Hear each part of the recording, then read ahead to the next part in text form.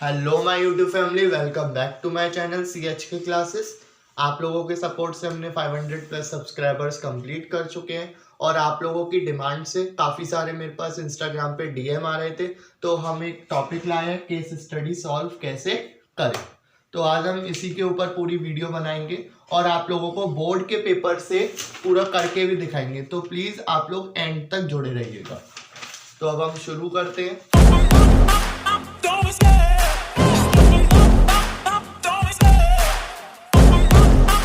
Step by step मैं आप लोगों को समझाऊंगा कि केस स्टडी कैसे सॉल्व करें, क्योंकि केस स्टडी हमारे बोर्ड के पेपर में जरूरी आती है। 101% आएगी आपकी केस स्टडी। तो आज मैं आप लोगों को बताऊंगा, अब वो केस स्टडी चाहे आपकी बिजनेस स्टडीज की हो चाहे इकोनॉमिक्स की हो, तो आप कैसे सॉल्व करें। तो सबसे पहले मेन बात करते हैं कि कंप्लीट सिलेबस। जिस भी सब्जेक्ट की आपको केस स्टडी लगानी है तो पहले आपका सिलेबस पूरा कंप्लीट होना चाहिए। अब वो आपने सिलेबस कैसे भी कंप्लीट किया हो, चाहे आपने खुद पढ़ के कंप्लीट किया हो, चाहे आपने स्कूल के बेसिस पे कंप्लीट किया हो, या आपने कोई भी यूट्यूब चैनल, मैं ये नहीं कह रहा मेरे से ही किया है, आपने CH के क्लासेस से ही आपने एक एक वीडियो देखी है, मैं आपको ये नहीं कह रहा, आपने एनी फर्दर यूट्यूब चैनल से आपने कंप्लीट किया है, वो सफिशिएंट है। और उम्मीद है कि आपने नोट्स भी बनाए होंगे, क्योंकि मैंने आप लोगों को शुरुआत में ही बोला था, जैसे जैसे आप चैप्टर्स कंप्लीट करते जा रहे हो आप संग के संग नोट्स बनाते जाइएगा। तो अगर आपने नहीं करा ये कंप्लीट तो आप एक बार बुक से रीड कर लीजिए, देन उसके बाद उसको कंटिन्यू करिएगा वीडियो को, क्योंकि स्टेप बाय स्टेप चलेंगे। जब आपको सिलेबस माइंड में होगा तभी केस स्टडी आप इजीली सॉल्व कर पाओगे। तो स्टेप नंबर 1 को आते हैं। कोई भी आपका क्वेश्चन आया केस स्टडी का, तो उस क्वेश्चन को केयरफुली आप रीड करिए। एक बार में समझ आ गया, बहुत अच्छी बात है। 2 बार करिए, 2 बार में और अच्छे से समझ आएगा, और तीसरी बार करिए, आपको बहुत अच्छे से पूरा समझ आ जाएगी कि क्या बात कर रहा है। एक दो शब्द ऐसे आते हैं कि उनके मीनिंग ही आप नहीं बता पाओगे, कंपनी का नाम कोई अजीब सा दे देते हैं जिससे कि बच्चा क्या है, कंफ्यूज हो जाए। तो आप ये नहीं सोचिएगा कि हम सॉल्व ही नहीं कर पाए, ये पता नहीं क्या आ गया। जो आपको नहीं आ रहा उसको आप ध्यान ही मत दीजिए, शब्द को जितना आपको आ रहा है, जितना जितना आपके अंदर दिमाग में जा रहा है उतना आप उसको रीड कर लीजिए। स्टेप नंबर 1 क्लियर हो गया, उम्मीद है आप लोगों ने अच्छे से रीड कर लिया होगा। नेक्स्ट आते हैं, अभी मैं आपको लाइव करके भी दिखाऊंगा, वो भी बोर्ड के पेपर से, जो मैंने शुरुआत में, तो प्लीज एंड तक आप मेरे संग जुड़े रहिएगा। फिर आते हैं स्टेप नंबर 2, फाइंड चैप्टर। अब आपने रीड कर लिया तो दिमाग में आप ये सोचिए ये किस चैप्टर का है। अब जैसे मैंने पूरा रीड कर लिया और मुझे पता चल गया यार ये तो प्लानिंग का ही है, तो अब मेरे दिमाग में चैप्टर हिट हो गया, ये प्लानिंग का है, या फिर स्टाफिंग का है, या फिर ये डायरेक्टिंग का है, या ये FM का है। FM बोले तो फाइनेंशियल मैनेजमेंट का है चैप्टर। वो आप पहले पता करिए किस चीज का चैप्टर है। स्टेप नंबर 2 क्लियर हो गया। Which question is this? Find chapter. Chapter को फाइंड आउट करिए, ये क्वेश्चन किस चैप्टर में से दिया गया। तो स्टेप नंबर 2 भी आपके अकॉर्डिंग से क्लियर हो गया। फिर आती है बात step number 3 and the most important step है आपका, मोस्ट इंपॉर्टेंट स्टेप है, स्टार मार्क भी लगा दे रहा हूं, आप संग के संग कॉपी में लिख भी लीजिएगा, पहले समझिए फिर एंड में आप लिखते चलिएगा। स्टेप नंबर 3 और द मोस्ट इंपॉर्टेंट स्टेप है find particular topic in chapter. अब आपको चैप्टर पता चल गया भाई स्टाफिंग में से, अब आप टॉपिक फाइंड आउट करिए भाई, एक्सटर्नल सोर्स ऑफ रिक्रूटमेंट में से कि इंटरनल सोर्स ऑफ रिक्रूटमेंट में से कि ऑन द जॉब ट्रेनिंग से या फिर ऑफ द जॉब ट्रेनिंग से। भाई फंक्शंस ऑफ स्टाफिंग पूछ रहा है, फंक्शंस ऑफ प्लानिंग पूछ रहा है, फंक्शंस ऑफ फाइनेंशियल मैनेजमेंट पूछ रहा है, पूछ क्या रहा है वो भी आपने फाइंड आउट कर लिया। 3 मोस्ट इंपॉर्टेंट स्टेप्स आपने कंप्लीट कर लिए, तो आप ये सोचिए 90% आपको आंसर मिल चुका है। अब लास्ट और द मोस्ट इंपॉर्टेंट स्टेप है जो बिल्कुल लास्ट है, इसके बाद आप डायरेक्टली आंसर लिखना चालू कर देंगे। स्टेप नंबर 4 है आपका स्टार्ट राइटिंग आंसर। मैंने बताया अभी, आप स्टेप नंबर 4 पढ़ते ही क्या करोगे, आंसर को लिखना चालू कर दोगे। Depends on particular topic. अब जैसे ऑन द जॉब ट्रेनिंग की बात कर रहा है तो आप ऑन द जॉब ट्रेनिंग आप पूरा समझा दोगे, उसमें जितने भी पॉइंट्स होते हैं। फिर ऑफ द जॉब ट्रेनिंग कह रहा है उसको आप समझा दोगे, वेस्टिबल स्कूल के बारे में पूरा डिफाइन कर दोगे। फंक्शंस ऑफ स्टाफिंग कह रहा है तो उसको समझा दोगे, भाई क्या होता है, कंटिन्यूअस प्रोसेस है, परवेसिव है, और टॉप टू बॉटम चलता है, ये सारी चीज आप कंप्लीट कर दोगे। फिर अब मैं आपको लाइव एक बोर्ड का एग्जांपल सॉल्व करके दिखाऊंगा आप ही के साथ, और स्टेप्स यही चलेंगे, कोई मैं और स्टेप्स नहीं लगा दूंगा, यही सेम स्टेप्स चलेंगे, बस आप वीडियो में एंड तक जुड़े रहिएगा। अब मैंने एक बोर्ड 2022 में से एक क्वेश्चन लिया है केस स्टडी का, तो मैं आप लोगों को पढ़ के बताता हूँ। The human resource manager of alpha limited, a leading air conditioner manufacturer, requires employees for various posts. He wanted to opt for a source of recruitment where background of potential candidates is sufficiently known. He knew that applicants introduced by present employees or their friends and relatives may prove to be a good source of recruitment. अब मैंने आप लोगों को बताया था step by step हम चलेंगे। अगर मैंने थोड़ा जल्दी बोल दिया हो तो स्क्रीन पे सब कुछ लिखा हुआ आ रहा है, पॉज करके आप उस क्वेश्चन को एक बार, दो बार या 3 बार रीड करिएगा। उम्मीद है आप लोगों ने रीड करा होगा अच्छे से 1, 2 या फिर 3 टाइम्स। अब जैसे मुझे भी एक बार नहीं पढ़ के समझ आया तो मैंने 2 बार 3 बार उसे रीड किया। अब हम चलते हैं क्वेश्चंस की तरफ।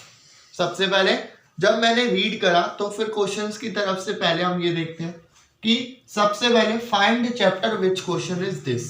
जब मैंने ये पूरा पैराग्राफ पढ़ा तो मुझे ये क्लियर हो गया ये किस चैप्टर में से है। क्या आप लोगों को भी क्लियर हुआ? प्लीज कमेंट करके बताइएगा। तो मुझे ये क्लियर हो गया, स्टाफिंग चैप्टर में से ये है। अब आते हैं find particular topic in chapter. क्या बोला? Find particular topic in chapter. पता चल गया, साफ साफ पर्टिकुलर टॉपिक की बात की गई है इस क्वेश्चन में। किसकी की गई है? एक्सटर्नल सोर्स ऑफ रिक्रूटमेंट की बात की गई है। फिर स्टार्ट कर दो भैया आंसर लिखना। सबसे पहला, identify the external source of recruitment discussed in the above paragraph. बता दिया गया एक्सटर्नल सोर्स ऑफ रिक्रूटमेंट इसमें कौन सा है, ऊपर वाले पैराग्राफ में। तो इसमें क्या बताया गया है कि जितने भी एम्प्लॉयज हैं वो क्या है, जो भी कंपनी है वो किस पे ट्रस्ट करती है, जो एम्प्लॉयज के रिलेटिव्स है, जो एम्प्लॉयज के रिलेटिव्स है उन पे ट्रस्ट करती है।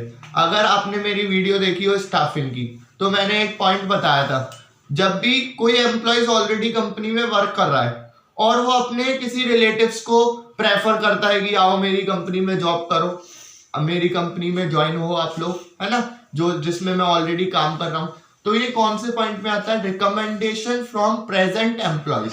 किसमें से आता है? Recommendation from present employees. Recommendation from present employees. अब आप इसको डिफाइन कर दोगे, अब आप इसको इजीली डिफाइन कर दोगे। ये रिकमेंडेशन फ्रॉम प्रेजेंट एम्प्लॉयज क्या होता है? जब भी कोई एम्प्लॉयज अपने रिलेटिव्स को रिकमेंड करता है कंपनी में कि आओ और क्या करो, मेरी कंपनी को ज्वाइन करो, तो ये वाले पॉइंट को हम क्या कहते हैं? Recommendation from present employees. यही सेम ऊपर कह रहा है, यही सेम ऊपर कह रहा है कि भाई जो अल्फा लिमिटेड कंपनी है वो किसको प्रेफर कर रही है? जो ऑलरेडी एम्प्लॉयज वर्क कर रहे हैं उनके रिलेटिव्स को। अब दूसरी बात करते हैं उसमें, बोर्ड के क्वेश्चन पेपर का दूसरे पॉइंट में क्या कह रहा है। अब दूसरे क्वेश्चन में क्या कह रहा है, इसी में 2 क्वेश्चन है। State any 4 advantages of external source of recruitment. कि एक्सटर्नल सोर्स ऑफ रिक्रूटमेंट के कोई भी 4 एडवांटेजेस आप लिख दीजिए। अभी थोड़ी देर पहले मैंने भी गड़बड़ी कर दी, disadvantages of external source of recruitment कर दिया था, क्योंकि पेपर में भी ऐसे ही होता है, हम नर्वस हो जाते हैं, बहुत ज्यादा जल्दी एक्साइटमेंट हो जाते हैं, अरे ये तो हमने पढ़ा हुआ है, और हम गड़बड़ कर देते हैं। Disadvantages of external source of recruitment लिख दिए थे।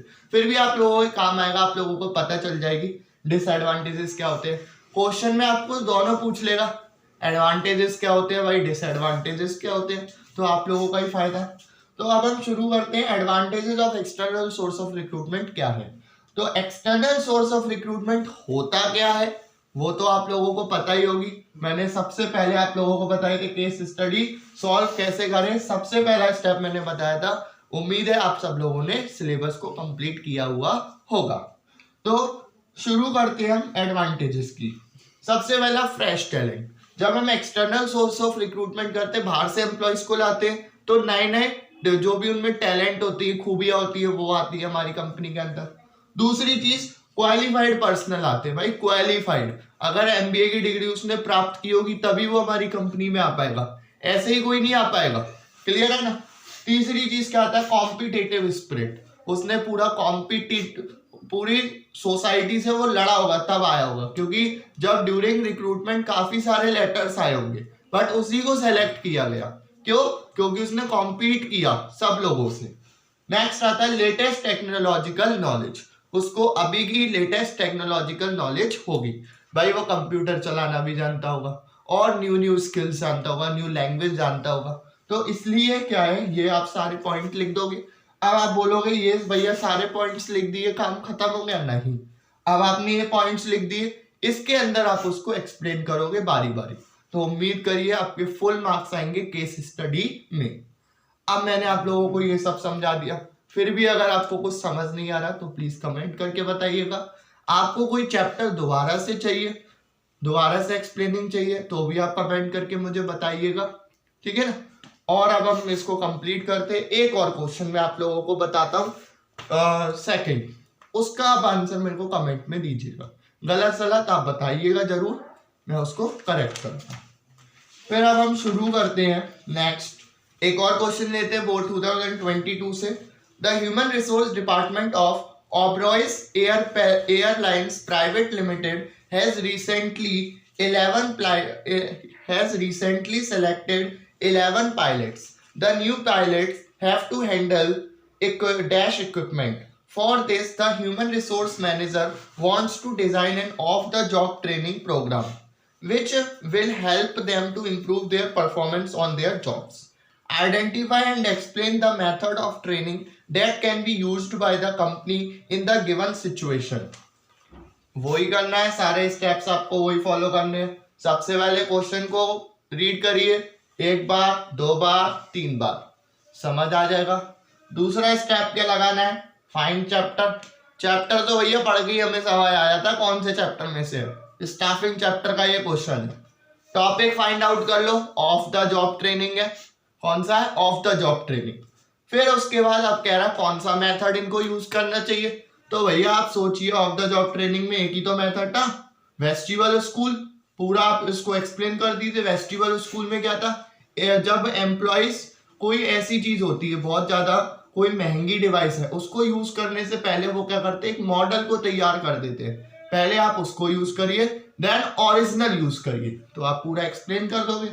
और क्या पूछा गया है इसमें, बस यही तो पूछा गया है, वेस्टिबल स्कूल को एक्सप्लेन कर दो, काम खत्म। Thanks for watching, please subscribe my channel. अगर आपको अच्छी लगी हो तो लाइक शेयर और सब्सक्राइब कीजिए।